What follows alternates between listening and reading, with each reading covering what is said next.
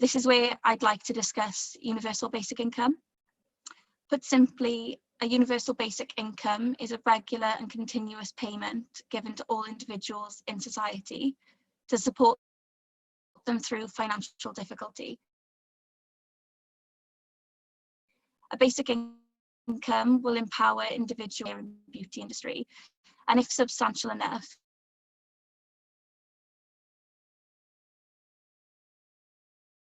would provide a safety net beneath which it has and will only continue to let those most in need continually fall through the gaps. Activists like myself advocate for a high payment of basic income. This would be around £200 a week, and this would be paid for by progressive taxation, such as income tax. And this drastic but much needed reform to the UK tax system would distribute wealth across the society. And a basic income like this could help women within the hair and beauty industry to maintain their careers, access further training, but mostly survive economic hardship that we have seen this past year.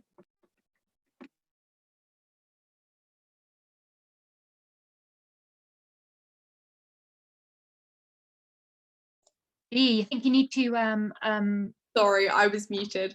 I was just saying thank you so much to Lydia for such an eloquent and well summed up look at how the government has viewed the industry, and I think how our whole society has really viewed the industry more widely. So our second speaker is Georgina, who's also a member of the Women's Lab, but she is also a freelance journalist specialising in international women's rights and workers' rights issues. And she's going to be looking at the findings from an article that she wrote for the Morning Star, detailing the results of interviews that members of the Women's Lab carried out with those in the hair and beauty industry affected by COVID. So over to you. Thank you. Thanks, Bea, for the lovely introduction. So yeah, I recently, with the Women's Lab, we researched the impact that COVID has had on women working in the hair and beauty industry. And we brought these findings together for an article that was then published in the Morning Star that was online and also in print, which was really great. So we interviewed around about 7 different women about their personal struggles and experiences during the pandemic. The problem that we found was really that the UK lockdowns and the lack of government support that they've received has just meant that they've been very financially insecure. A lot of them have been unable to work or have had to find different jobs and alternatives. And we also found that really they expressed how the government didn't treat them with the same sort of respect as they felt that other hospitality sectors were treated. So the interviewees shared their stories, and we really feel that this highlighted a workers' rights and a women's rights issue.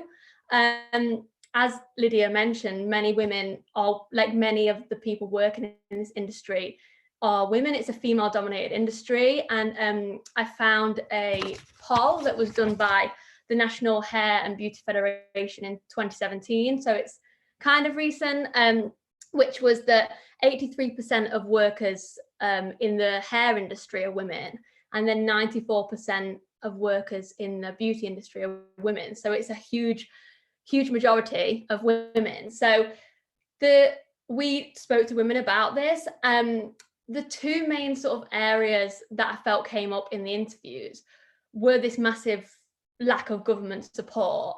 And the first sort of thing that the women spoke about was how they didn't get enough funding, or any sort of funding through self-employment grants, business grants, etc.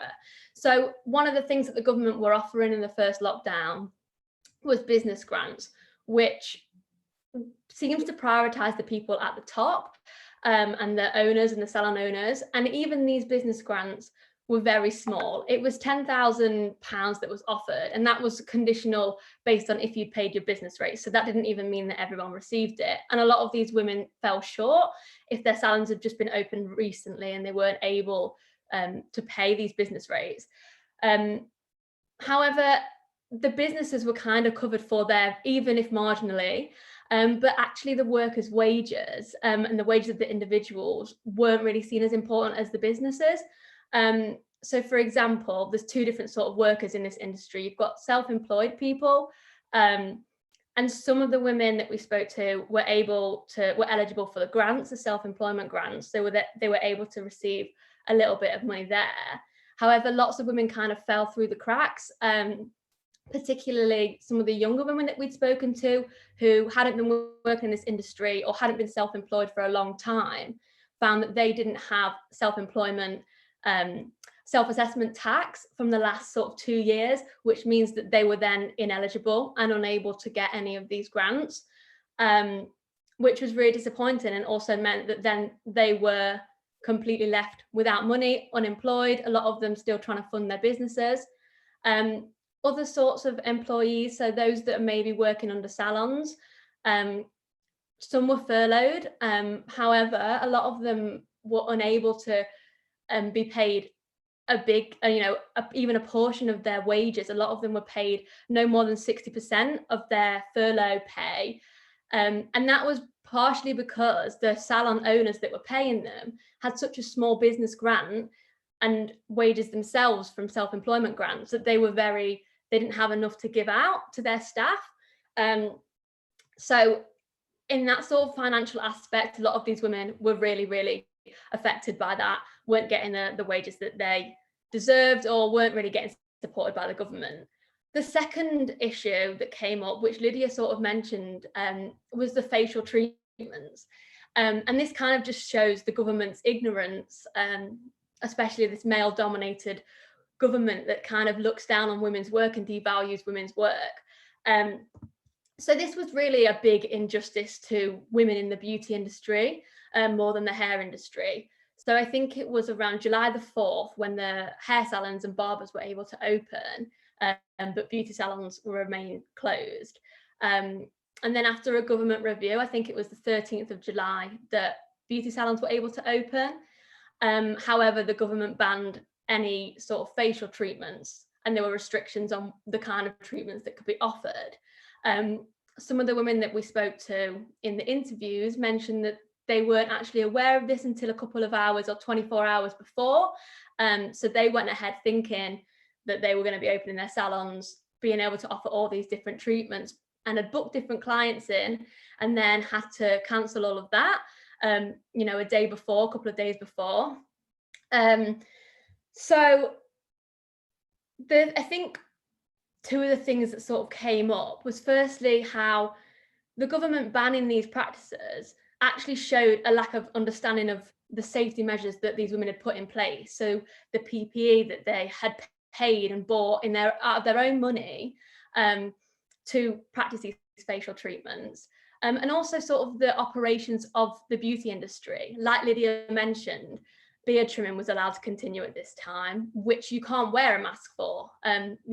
People that are getting beard trimming, they have to have that part of their face exposed. Whereas women who were doing eyelash treatments, eyebrows, etc., could be wearing full PPE in a room with one other person, lots of safety measures included, but they weren't allowed to do that. And it just kind of showed a bit of an unawareness or unwillingness from the government to actually listen to the women in this industry and what they were actually doing to put in place these COVID safety measures. So also this actually really, really affected women's incomes. A lot of women, our beauticians in this industry, rely over 50% of their income, at least, 50% or more. Some of the women we spoke to, I think it was, 80% of their work are facial treatments. So they were in the salons, they were running their businesses, they were paying bills, they had more outgoings now that they were working. They couldn't claim any unemployment benefits because they were technically open, but the majority of their income was compromised and there was nothing, no compensation for that. And a lot of these women said that was actually harder than having not been working at all, because you're technically open and so you're not getting any support, you can't be claiming any benefits or unemployment benefits. And I think that was another negligence from the government. On this sort of topic as well, some of the women expressed an outrage at how the government handled it. And there's a clip that I want to share which was posted to Twitter by William Ragg, who's a Conservative MP. And he was in the House of Commons with Boris Johnson speaking about the review of opening beauty salons. This was around, I think it was July the 1st that it was posted. So I'm just going to try and share that screen with you now. Oh, this is actually more difficult than I thought. I think, yeah, I've got it. Okay. So hopefully you can see what's on my screen now. So I'm just going to play this clip and hopefully you can hear the sound. Given the state of us, my right honourable friend, the Prime Minister, and I will be among the first in these socially distanced queues as barbers and hairdressers reopen this weekend. But neither of us is likely to be queuing for an appointment at a beauty salon. Mr. Speaker, sadly, as much needed as it may be, sadly, neither will anybody else, as many of these much-loved businesses remain closed. Will the Prime Minister review this decision so that the likes of Lush Beauty in Romilly in my constituency can reopen safely as soon as possible? Well, Mr. Speaker, I'm sure that one day I will be going with him to Lush Beauty. It is a sad reality for many of these excellent businesses that they cannot yet open in the way that they want to, and I certainly share his sense of urgency, and I know that people feel it across the country. They feel a sense of unfairness when they look at hairdressers opening, for instance.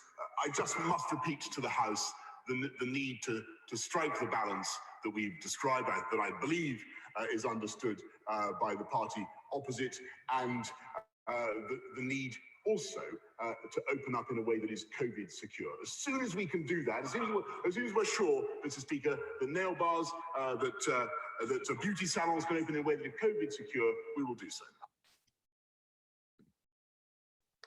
Okay, so I hope you could all see and hear that. I think it was just a huge mockery, and whether or not William Ragg was trying to be I don't know what he was trying to do, but it felt very much a mockery of the women in this industry. I think particularly, you know, being a massively male majority audience and the male voices that were speaking on behalf of a women's issue and something that is majoritively affecting women. It just seems very inconsiderate, very insincere, and just a huge sense of ridicule around that industry, which actually as well, the way that these men are treating the industry is sort of trivial, is false, it's wrong, but also the hair and beauty industry contributes to 6.6 million of the UK economy, which I actually did a search and it was more than vehicle manufacturing. So it is a huge industry, and the way that that was spoken about was just hugely disrespectful, demoralizing, and I can't even begin to imagine how that must feel for the women who have spent years training to be mocked like that.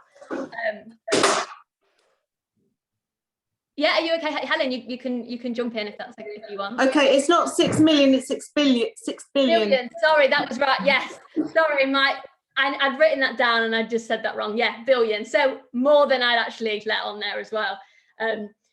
Yeah, so a huge industry. The final thing I want to talk about briefly, because I'm aware that I'm talking quite a lot, was just women's choices and independence. So more broadly, how this actually speaks to existing gender inequalities. So not only is this something that is just affected in this bubble, but also many women have then had to turn to alternative choices, and many have had their jobs and incomes compromised. And this has put women at a higher risk of working in or exploitative, low-paid jobs because they've got that sense of desperation or needing to earn. And especially if they've trained for years, it's very disheartening to then have to give up your job to do, you know, something else. And it's taking women out of the labour market. So it's hugely problematic for a variety of different reasons. And yeah, I think that's all that I wanted to say. But I think I really want to stress that I think the UBI as well is also something that is supportive and liberating in helping women to have freedom of choice and not just being constrained to what the government, you know, is going to offer them, or when they're going to cut their jobs, or when they're going to decide that they're not going to fund them. So yeah, thank you for listening.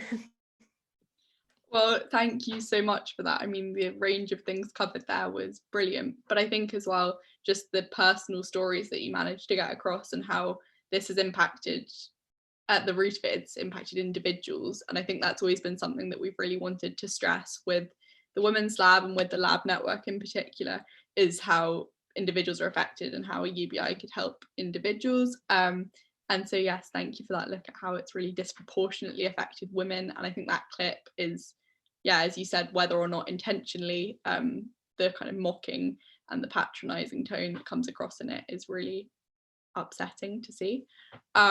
So our next speaker is going to be, sorry, let me just. So next, Helena's going to be talking. So Helena's a member of UBI Lab Women and UBI Lab LGBTQ+, and she's also the recent co-founder of UBI Lab Care Philly. And she worked in the legal industry for 10 years, and tonight she's going to be talking about police enforcement of COVID regulations and how a UBI and unionising could help the industry during COVID, which promises to be very interesting. So over to you, Helena. Thank you, Bea. Yeah, so I'm also going to be showing a video now. So I'm going to put it on because it doesn't have any sound, and then I will, I'm just going to do some talking over it as well. So just one moment.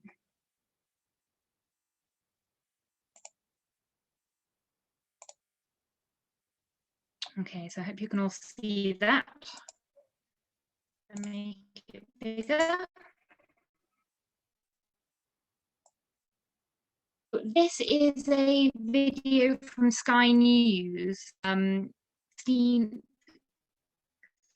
in Cumbria, and it's showing a salon being essentially raided by the police and people who were inside the salon in quite a distressing manner. Because even before COVID, our high streets have been on a downward trend. As you see around you, shops closing and emptying. But hairdressers and beauty salons are one of the few physical,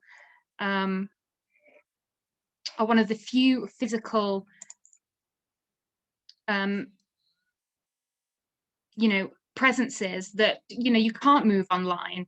So it creates a physical presence for the police to know where they are to go to enforce COVID regulations. And I'm just going to compare that with a BBC News article that I hopefully have up for you to see as well. And this is from an event that happened the day after that video we just saw. So this was on the 17th of January, and it just shows I think, a breathtaking hypocrisy that they're cracking down on these COVID salons, whilst the police themselves are having barbers come in order to give them haircuts. And although the police did get into trouble about this, it's just the fact that they felt able to do it at all. And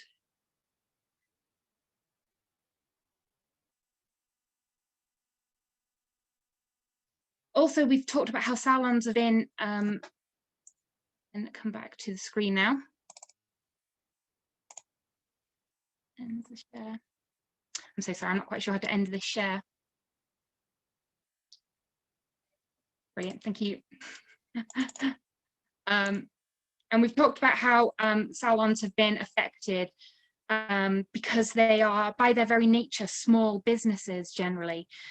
So they're not getting the same sort of support in unionizing. And that is going to bring me on to my next area that I wanted to look at. So I contacted the GMB union to see if they would be able to come on to this and give us their perspective in how COVID was affecting women in the hair and beauty industry. But unfortunately, no one was able to come on. But they did advise me of a potential dispute that is currently going on. and this is in respect of a cosmetics factory. Now, this is an event about the hair, about the forgotten industry, and I'm ashamed to say that I had completely forgotten about the labour that goes into making the products, such as the cosmetics. So I was really interested in what they were talking about. And I was advised of a potential dispute that was going on, where corporate owners were looking to take advantage of COVID in order to make unilateral contract changes to the workers. Now, we've seen recently with the British gas workers, who they're looking to fire and rehire so they can put through these contract changes, which are otherwise illegal without the consent of the workers. But the issue with this particular one is that they were lucky that they had such strong union representation, because that representation allows them to have an experienced support who are willing and able to fight on their behalf. And what the unions were able to do were make suggestions to the management, such as moving from producing cosmetic into hand sanitizers, and more importantly than that, to the unions and the Confederation of British Industries were involved in consultation with the government in order to set up the job retention scheme, the furlough scheme. And so they were able to advise the employers, the corporate employers, of their rights in terms of accessing the furlough scheme. So whereas what the potential dispute had been about as well is they were wanting to get the factory to shut down for a month and only pay them for 2 weeks of it, and they were calling that a goodwill gesture rather than a responsibility that they had, and wanted them to take the rest of the 2 weeks as holiday, therefore losing most of their year's holiday entitlement, which is really unacceptable. But the unions were able to to fight on their behalf and do something about this. So really the moral of my story is this, how important unionizing is. And I spoke to and also another thing that I thought was really interesting about what he was talking about is, as we saw from Georgina's video regarding the the politicians talking about we'll open up when it's safe to do so, and that public safety is the most important thing. But if we compare those people fleeing from the video that I showed, those people having to flee from a salon, from a police enforcement, to the factory that is the one that was involved in this potential dispute that didn't actually have come about, luckily. The manager of the factory was commuting from South Wales to Ashford, Kent on a daily basis, where the factory is. And if you think about Ashford, Kent, which is the location of the Kent variant, it's the third highest numbers of COVID in England, and they were coming from South Wales, which has also been an enormous hotspot, and having people do that trip, how is that safe? It's the inconsistency with how this is being enforced, which is just I think it's quite breathtaking, that hypocrisy. So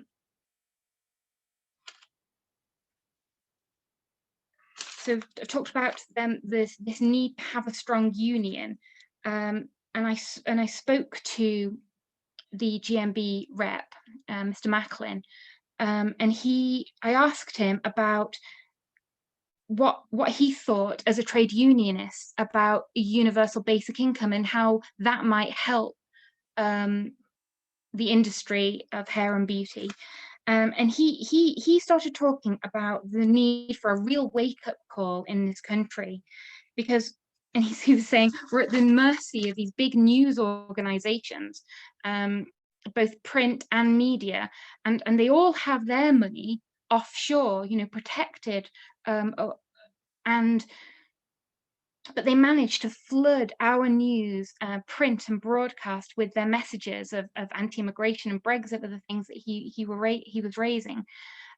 Because if you tell somebody something enough times, eventually it becomes their reality. And especially when people are struggling financially, they just don't have the same amount of headspace or ability to think about things fully, maybe. And so when your news is flooding you with these negative images, that's what becomes people's reality. And so by introducing a UBI, everybody's basic needs are met. That's done. It's something that they no longer need to stress or worry about. It's gone. And it frees up a whole load of space, and it now comes to what we fill that space with, because there's a potential for it to be filled with organizing and getting involved in your union, getting involved in local politics, getting involved in community action groups. And we have to look at why this is important, because employers, especially multinational corporations, such as was involved in this factory dispute, they're like a cliff face. They're one big homogenous set of interests, and they come up against individual employees. And who wins time and time again? It's the corporation. And I think of it as the individual is like a sand or like a pebble coming up against this cliff face. And the ability to unionize is about bringing those interests together, so they're more like a boulder coming up against the cliff face. They can make an impression, they can make a dent. And it's by standing together that we're able to have an effect, and we're no longer taken as just a negligible problem. And UBI is part of this process because it strengthens the individual. But how we then use that strength, it depends on us. And I would just say that we are stronger together.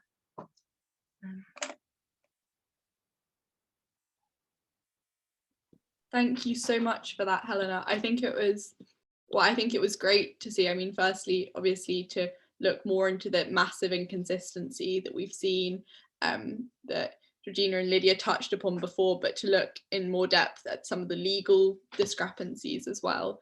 But then also this idea of unionizing and UBI as being a way out of this and a positive thing that can actually help, I think is really important to remember amidst all of the gloom.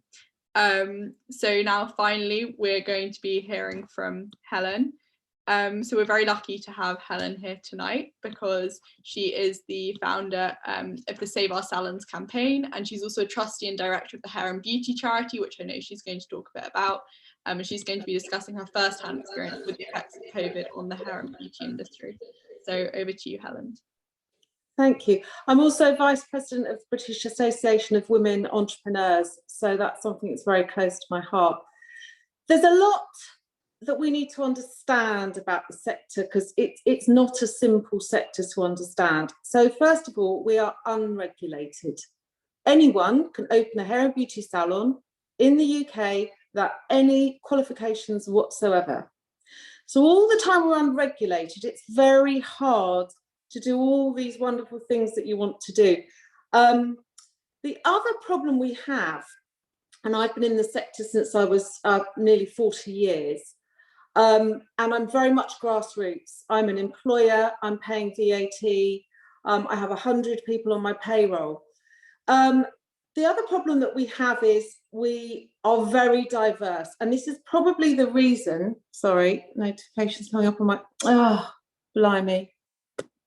How do I get back to the call? I can't believe this, sorry. Sorry, I'm back. Someone's tweeting me and driving me mad, and I'm waiting for an MP to get back to me, so I had to just look at that. So the other problem we have, we are very fragmented. So the salon owners represent about 46% of those working in the sector, right? And the staff that are on the payroll of them. The rest of the sector is self-employed, freelancers, etc., etc. Now, the problem we have there, and we're 88% with women, it's actually 88% now. And if you're really interested in this sector, the best thing you can do is go to the NHBF website and look at the in-depth work they've done. They published their survey yesterday. I had pre-sight of it, and it's a fantastic, most in-depth survey we've ever had into how the sector works. The whole problem is that the sectors were set up in 1958. So we came under the retail sector. Now, we are not a retail sector. And it's only just in the last month that we now have the personal care sector. And that's a step in the right direction. So we've got a very fragmented, some people are renting treatment rooms as self-employed, but are trying to stay under the VAT threshold, which is 85,000 turnover in any one financial fiscal year. So the problem that you have then is, in order to make it worth your while, turning over more than 85,000, you need to get to 102,000, because that will then take you back to exactly what you were paying before. So there's a lot of black market, there's a lot of moonlighting, there's a lot of chair rental. You know, I could have a shop and I could have 6 chairs, and I could say everybody that's working for me in this shop is self-employed, and so I'm not paying VAT, and none of them are paying VAT. So we haven't traditionally gone down very well with HMRC. So we need to flag that up. So the issues are very, very, very complex. Our industry is a very complex beast. We as a sector, we're worth £6 billion a year, which is 1/3 of the value of the hospitality sector. What's happening in my work for THBC, the Hair and Beauty Charity, which I've been working as a trustee and a director of since 2005, is that we have the traditionally females who are renting treatment rooms, who haven't got 3 years of accounts, who maybe have had children and gone back to work because it's a really good job to do, and raise kids, etc., etc. And they have not got their 3 years accounts, and they are falling through the cracks. They're not paying VAT, they're not PAYE, so they're falling through the cracks. And we've seen 148% increase in calls for help to the sector. And if I tell you, yesterday, we had our trustees weekly Zoom. We're having to Zoom every week. We had a campaign that was launched called Beauty Backed, and we raised £500,000, which as trustees, we decided to ring fence to help exactly those who are falling through the cracks. But every week we've got men as well, but with having severe mental health issues. We have we had someone that applied for our help yesterday. Her and her husband had a bridal hair and beauty business where they would go to brides, do the hen, do the bridesmaids, do the brides, and they were being sued for the brides that didn't get their hair done. And they've got 2 children, and they had created a pact where they would commit suicide. One of them would commit suicide because they thought that their mortgage and their debt would get paid off. And that's really upsetting and very concerning, and these calls for help are becoming more and more alarming. The good news is that finally we have our own sector, which is a step in the right direction, as I said. I just need to come back to why barbers were allowed to do beard trims, but we weren't allowed to do close contact. We have to remember that not every treatment room had ventilation. So, there was the impact of not being, I didn't take it as I was cross about it, and I went on BBC and Good Morning Britain to say, why can men do beard trims but we can't, we can't do treatment services in treatment rooms? But there was the ventilation issue, so that was something we do have to think about. However, where are we now? Right, so luckily I have made a complete nuisance of myself and got myself on BEIS, which is the Business and Enterprise Industrial Strategy Group, which is feeding in to the Paul Scully, who is the Minister for Small Businesses. Now, we are made up predominantly of SMEs, so what you would tend to find is the hairstylist who has the most clients, decides to branch out on their own, start up their own shop, start their own business up, and they are the person who's trying to run a team, look after their team, employ staff, do the books, do the accounts, do their clients, and do everything else. So we are made up. There's a very small percentage of those in our sector which are employing large amounts of staff. There's like 3 or 4 big chains. So there's not really many corporations. It's normally someone like me who started from nothing, left school with no qualifications, who set up a business from scratch and now employs 100 staff. To employ 100 staff with 0 income is impossible. So if you furlough them, we have to remember furlough is not free. Even if you're paying them the 80%, every day, every payroll, you rack up 12.5% employers' NI, plus vacation pay, plus pension contributions. When you have 0 income and you've got a landlord who may or may not give you a rent break, I'm currently paying 50% rent. So every day I can't trade, I'm getting further and further and further into debt. So the current state of play in our sector is this. We set up our campaign to get the same VAT break that is enjoyed by the hospitality sector. So they got a cut from 20% to 5%. Now, when you consider that VAT is an input-output tax, okay, so we have to understand how this all works. If you have a shoe shop, you buy your shoes, you pay VAT on the shoes you buy, you sell your shoes and you pay VAT on the shoes you sell. Where it doesn't work for us is that we buy our stock in, but our stock is, the stock we need is quite small. It's normally about 10% of our income. So we can't, but what we sell is, we don't sell goods and we don't sell cans of hairspray predominantly. We sell the time of our employees. So we've got this input tax and we pay output tax on something we can't recoup. So it's not really fair. So hospitality, and we're the 3rd of the size of the hospitality sector as a sector, a 3rd of the size. We employ 1% of the UK workforce. We're the largest employer of apprentices. We're the largest female skewed employer, 88%.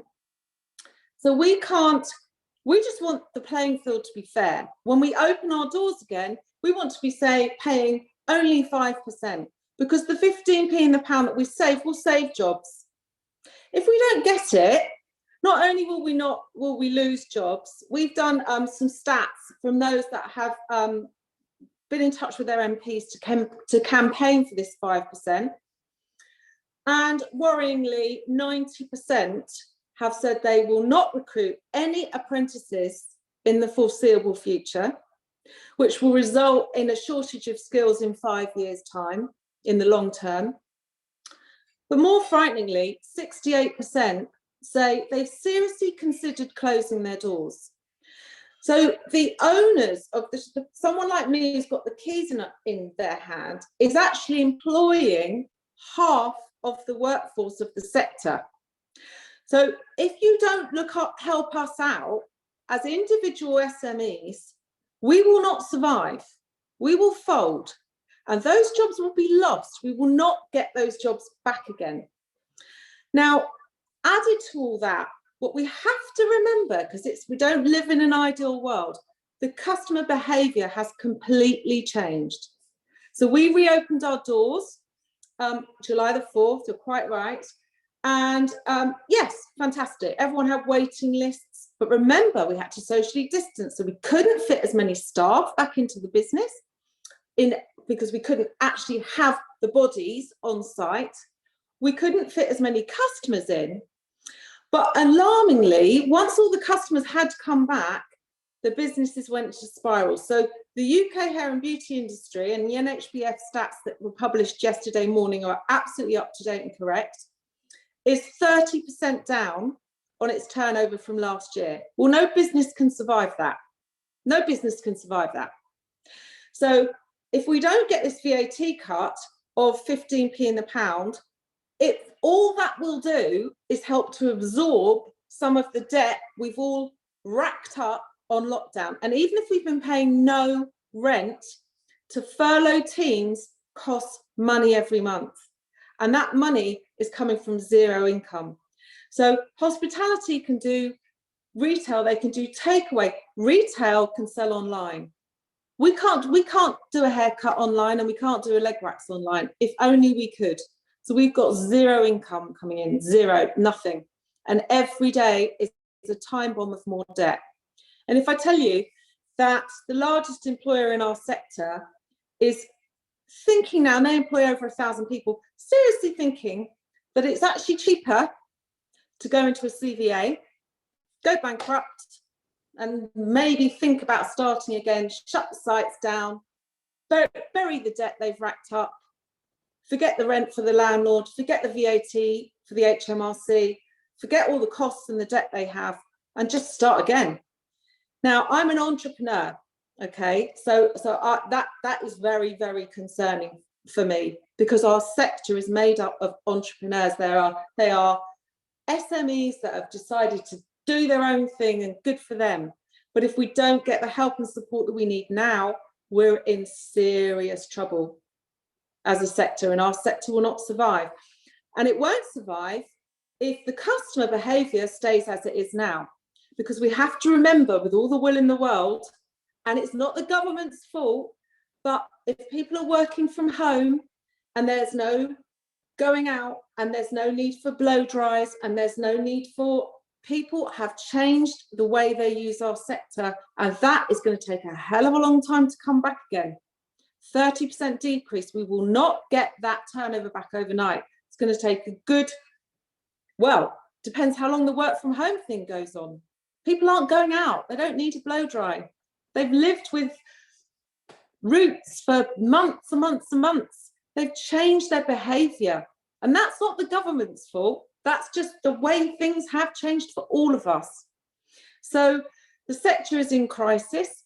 Thank God I'm on the base committee, because frighteningly, up until now, it was BABTAC, it was Hair and Barber Council, it was the NHBF and the British Beauty Council, but no employers, no one at the coalface saying, guys, there is no good being no sector. There won't be a BABTAC, there won't be a hair and beauty, there won't be the British Beauty Council, there won't be the NHBF, because the sector won't exist, because it will be driven underground. So we're looking for, if we don't get the cut in VAT on March the 3rd, then we're looking for phase 2 of our campaign is to go for the split rate. So we're not paying the same amount on the bulk of what we do, because it's not fair, and it needs to be looked at in the long term. We've been campaigning for this for donkey's years, well before COVID and everything else. But now it's alarming. It's alarmingly on its knees. And I'm just hoping we can all have the positive mindset to keep going, because every day we're getting further and further into the red. And that's not just a big shop like me employing 100 staff, that's everybody. The other thing is, if they want to save the British High Street, we are the beating heart of the British High Street. You walk down any town, any city, if they don't do something to help us, we're a call to action. I'm in Duke of York Square. I have 1,200 clients a week pre-COVID coming through my doors. All those customers coming through my doors are footfall. Those customers now don't have to go to the boutique over the road, because they can buy it online. But every customer that comes through my door might stop and put their dry cleaning in on the way and buy a cup of tea and go to the little cake shop and support the independent businesses. and we're a sector made up of independent businesses. We are no big corporations. That's nothing. That represents a tiny, tiny amount of our sector. So it's a complicated sector to understand, and hopefully we have now got a voice, and we are, you know, I'm not going to see the sector I've been in and my mother was in before me go under without a very strong fight. I mean, thank you so much, Helen. I'm sure I speak for everyone when I say that I've come out of that feeling as though I know so much more and understand so much more of how the sector operates. I think it was, you know, hearing about not only the problems but the urgency behind it was really hard to hear and really upsetting, and some of the stories you talked about were really upsetting. But I think it's good. I think that your campaign is clearly fighting for something really worth keeping and worth saving. So thank you so much for that. Now we're going to move on to questions if anyone has any. So you can just raise your hand. Has it got? Just type in the chat if you have a question, I think is how we'll go about this, or probably you're fine just to unmute and ask, because there aren't. We'll help you, Beatrice. We'll help you unmute people if you call us. I think, yeah, you've got Claire and Sue already with their hands up. Great. Okay, so Claire, do you want to go first? I can unmute. Sorry. Helen, hi. This question for you. My son's a hairdresser. He's been in the industry since he started an apprenticeship when he was 16. He's now 25. So he's been out of work, you know, for months, really, the second one down. And all of his friends are in a terrible kind of panic, really. I mean, luckily for my son, he has some savings, but so my question is really, for these young people, particularly going into it, been in the last 2, 3, 4, 5 years, whatever, what can they do to help with your campaign with regards to, you know, tax and think, what can they actively do? Because these kids, they're not kids, but, you know, the younger, they're in the beginning of their careers, they've got huge networks on Instagram and social media. They've got a voice, you know, and I know that they want to use it, but it's how do they use it, and who do they approach? Claire, thank you for your question, and thank God that someone like your son is still, you know, still wants to be involved in the sector. And, you know, it's heartbreaking. I employ 22 trainees, and, you know, they're desperate to come back to work. They're desperate for their future, and that's why we have to save the employers who are employing the people in the sector. Phase 2 of our campaign, so the budget is March the 3rd, and we're hoping that there's going to be some movement on VAT. Phase 2 will be a push for a reduced rate and corporation tax, which is the tax that limited companies pay on their profits. Because if you have the costs and the overheads of a shop, you've got your rent, you've got your business rates, you've got your land. Why should you pay the same rate of corporation tax as someone online who's got people on 0 hours contracts in a field somewhere? You know, it's just not fair. And that's all part of trying to save the high street. So part 2 of our campaign, phase 2 will be, right, I'm now writing to my MP because I want to save my job.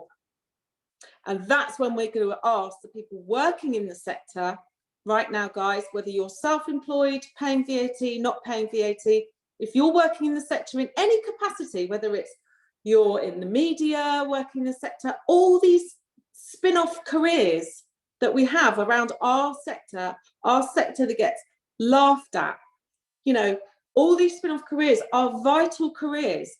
And so phase 2 will be that. At the moment, we're not going that direction because we have such limited time to get these MPs listening to us. And we got told, the intel was, which is why we started this, if you get the constituents to write to their MPs, the MPs are there, that's their job, to hear what you have to say as a taxpayer and a constituent. And if you write to them and say, I want you to help me, I want you to raise this issue because I want to save my staff's job. You know, this is the effect of us not getting this VAT cut. So that will be phase 2. And at that point, please tell your son, keep an eye on our Instagram and our Facebook and everything else, because that's when the call to action will go out to people working in the sector, regardless, the receptionists, the people that are freelance, the people that do session work, journalists. The spin-offs in this career are massive, and those jobs will go.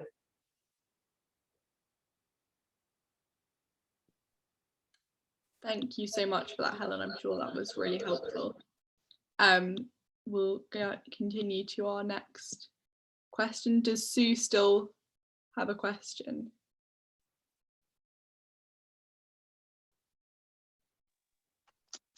It's not so much of a question, it's really a statement, really. As someone who also does Indian head massage and teaches it, that's good. I've had a client waiting over a year to come and have the demonstration to pass. She's got a theory, but is waiting for the practical. But also to mention, of course, yearly and around this time, I think it's usually this weekend, they have the Health and Beauty up in London, and that will have all gone by the board as well, won't it? You're absolutely right. So all the exhibitions, the media, the trade magazines, these things are just decimated. Yeah. You know, and look, you can say what you like about the government. I saw that clip and I saw it at the time and I was bloody cross about it. But you know what? COVID isn't their doing. It's not their fault. The furlough scheme has been a lifeline. In my opinion, they should have ended it and got everybody back last August and got used to going back to work, because it's the worrying trend is this behaviour. But those exhibitions, I mean, Reed International, you know, that is the bulk of their income. They publish trade press, but the trade press, the awards, you know, people, there's so many spin-off careers that we need to save. We need to save jobs. You know, we need to save these jobs, but then we will not get them back again. There just won't be. And I worry for the mental health of the youngsters. I've got 2 children, one's 19 and one's 17, and both of them, you know, one's at uni, one's at school. They're having to rethink their whole career plan. You know, what am I going to do? And hopefully they're going to come and work with us in the family business if we still got one. It's very hard. Very hard for everybody. Thank you.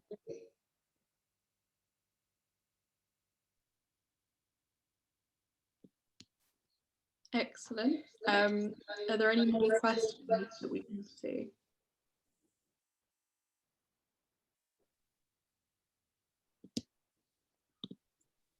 No. Oh yes, Helena has got it.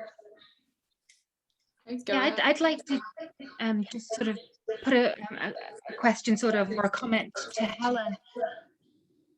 Because we talk about it not being the government's fault, COVID, which obviously, you know, pandemic, it really isn't. But you see in other countries that they're out of lockdowns already because they put the measures in, that these COVID zero measures in order to to kill COVID in the country. And